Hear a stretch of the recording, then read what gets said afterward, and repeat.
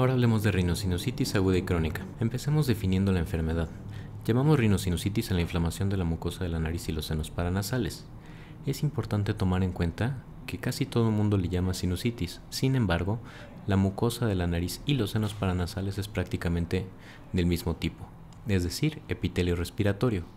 Y por contigüidad, los factores que afectan una también afectarán a la otra, tanto de manera local como sistémica. Por lo cual, hablar de una sinusitis pura o de una rinitis pura realmente es complicado.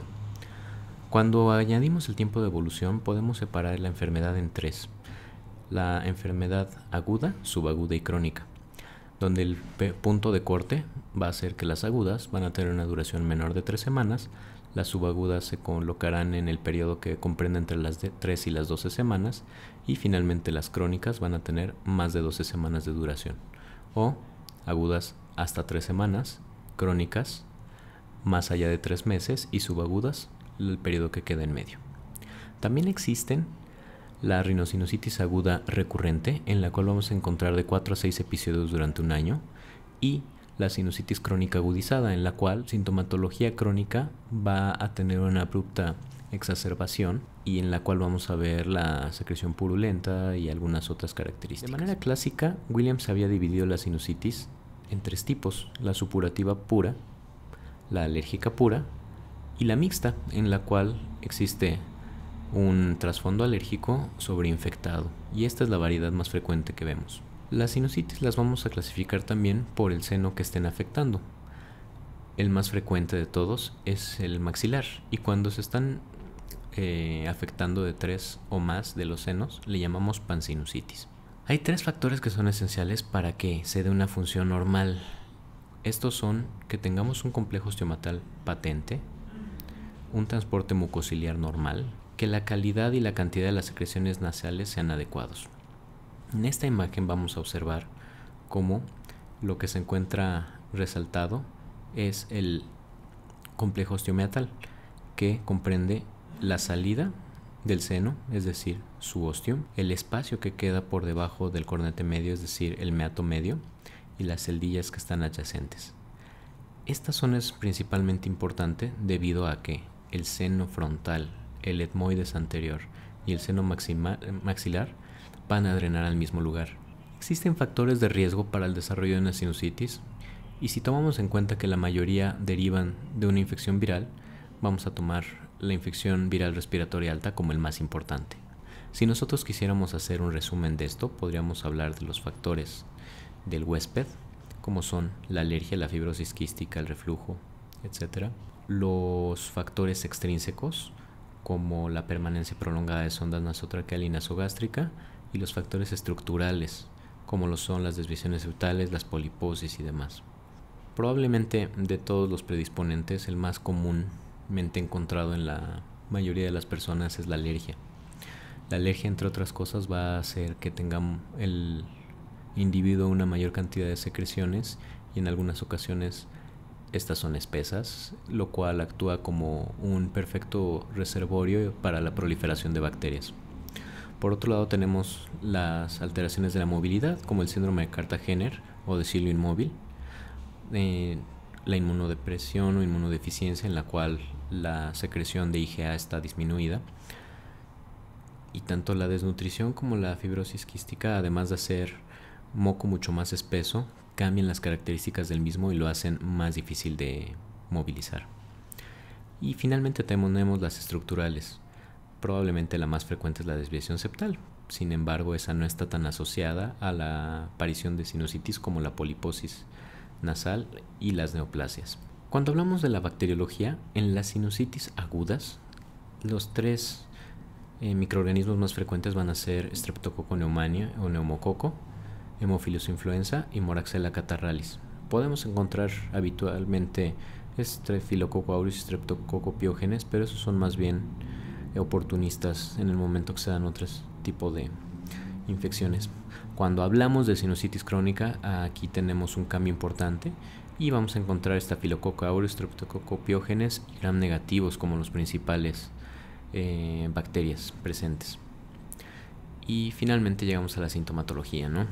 La sintomatología vamos a encontrar un dolor concentrado en la región afectada, que casi siempre va a ser la región frontal, la región interocular, donde se encuentra el receso del frontal, y finalmente la otra va a ser la región malar. Cuando tenemos esto, bueno, pues es lo más sensible. Casi todos los pacientes con sinusitis van a tener un problema de sensibilidad en esas zonas. Por otro lado, vamos a encontrar la presencia de rinorrea unilateral o bilateral amarillenta o verde amarillenta, que va a ser lo más específico para la presencia de alteraciones bacterianas. A esto se les van a añadir la obstrucción nasal, sensación de oído tapado, que también llamamos plenitud óptica, alteraciones del olfato y alteraciones de la voz, como disfonía. Generalmente vamos a encontrar hiperemia de las estructuras laríngeas debido a la caída de secreciones hacia las mismas. El diagnóstico se debe de hacer de manera secuencial. Empezamos con la rinoscopia anterior, si es necesario una rinoscopia posterior o si no, por lo menos la visualización de la nasofaringe. Posteriormente agregaremos palpación, transiluminación y endoscopía nasal. No todo esto lo vamos a tener a la mano, sin embargo, lo ideal es poder completar el diagnóstico con todos ellos. Podemos ver aquí cómo se realiza una rinoscopía, una revisión por rinoscopía posterior, en la cual lo que estamos haciendo es colocar un espejo que nos permite ver hacia la parte superior de la nasofaringe. La transiluminación, en la cual la que se alcanza a ver aquí sí transilumina en ambas ocasiones, lo cual nos habla de que el seno está patente.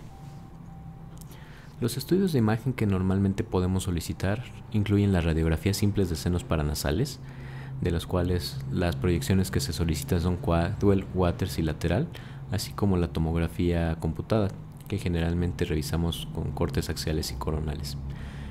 Si bien las radiografías las menciono aquí, prácticamente su uso se ha descontinuado debido a su poca sensibilidad y especificidad. Vamos a revisarlas simplemente porque podría alguien preguntarles. Esta es una proyección de Cadwell, también llamada póstero anterior, que permite explorar las celdillas etmoidales, que voy a señalar en este momento, así como los senos frontales. Por otro lado, tenemos también la proyección de Waters u occipito mentoniana, en la cual podemos revisar los senos maxilares y los rebordes orbitarios. También es útil para cuando estamos sospechando de alguna fractura nasoorbital. En esta otra, si ustedes miran con detenimiento, van a poder localizar el seno maxilar del lado derecho, el cual está completamente permeable, es decir, radiolúcido, y del lado izquierdo nos encontramos una zona radiopaca.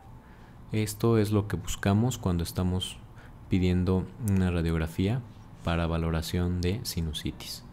Si comparamos con la información que nos da una tomografía, en la cual vemos ahora el seno maxilar izquierdo completamente limpio y el derecho lo vemos ocupado, pues tenemos una gran diferencia en cuanto a la sensibilidad. Inclusive en esta podemos ver cómo están ocupadas las celdillas etmoidales, el seno frontal, y que la causa de nuestra sinusitis acá es una contaminación desde la cavidad oral. Hablamos de criterios diagnósticos y los dividimos en mayores y menores. El más común de todos va a ser el dolor facial o algia facial, pero vamos a tener también entre los mayores la congestión facial, la obstrucción nasal, la descarga retronasal purulenta o clara, hiposmia o anosmia y pus en la cavidad nasal a la exploración. Y criterios menores: cefalea, fiebre, fatiga, dolor dental, tos, dolor de oído, presión o plenitud. Si tomamos en cuenta que para hacer el diagnóstico necesitamos dos criterios mayores o un criterio mayor y dos criterios menores.